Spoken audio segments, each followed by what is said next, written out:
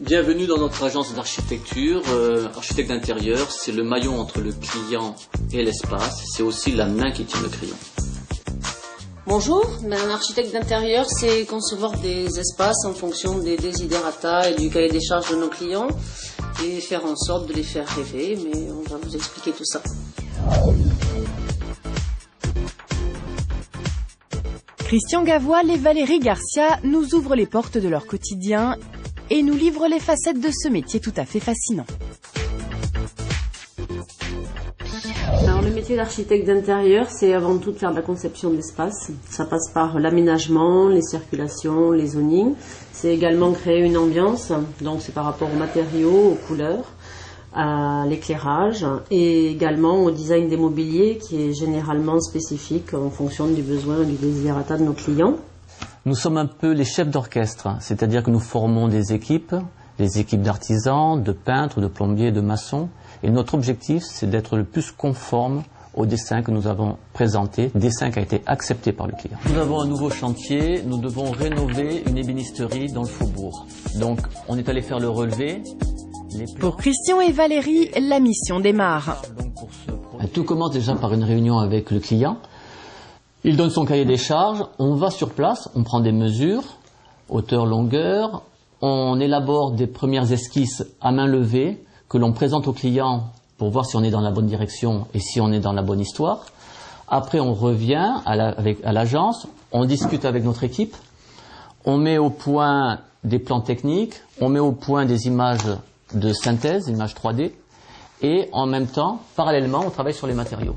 Ouais, le lit. Mais avant de démarrer le chantier, il faudra lancer des appels d'offres auprès de chacune des entreprises consultées afin de vérifier que l'on rentre bien dans le budget que s'est fixé le client. L'architecte d'intérieur doit être ouvert et réactif. Les qualités essentielles, c'est être à l'écoute et être curieux, très curieux, curieux de tout. Mais quand je dis de tout, c'est peinture, cinéma, lecture. Maintenant, on va vous montrer ce qu'est un chantier en cours. Allez, go, c'est parti. Bonjour. Bonjour. On modifie l'entrée, on rentre ici, grand sas vitré. Bon, et si nous allions maintenant voir ce futur showroom de plus près ? Alors, tout l'intérêt de s'être rendu ici, c'est pour permettre de se rendre mieux compte de ce que c'est le métier d'architecte d'intérieur et faire en sorte d'arriver à se projeter comme on le fait au quotidien, puisqu'étant donné on arrive dans un capharnaüm et il a fallu présenter au client une esquisse pour lui permettre de visualiser ce que cette cave va devenir dans le futur, donc un showroom. Jusqu'à ce mur. Voilà le chantier avant et le résultat tel que l'ont imaginé nos architectes d'intérieur.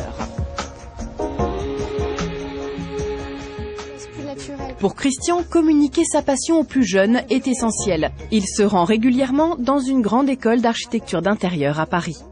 Ce qui m'attire dans ce métier de futur architecte d'intérieur ou designer, c'est justement de réussir à repenser un lieu et d'essayer d'en faire quelque chose de différent ou d'essayer de se l'attribuer avec des éléments un peu qui sortent un peu de l'ordinaire. Pour exercer, il faut être titulaire du titre d'architecte d'intérieur qualifié obtenu dans une école reconnue par le Conseil français des architectes d'intérieur. Tout ce qui enveloppe plus,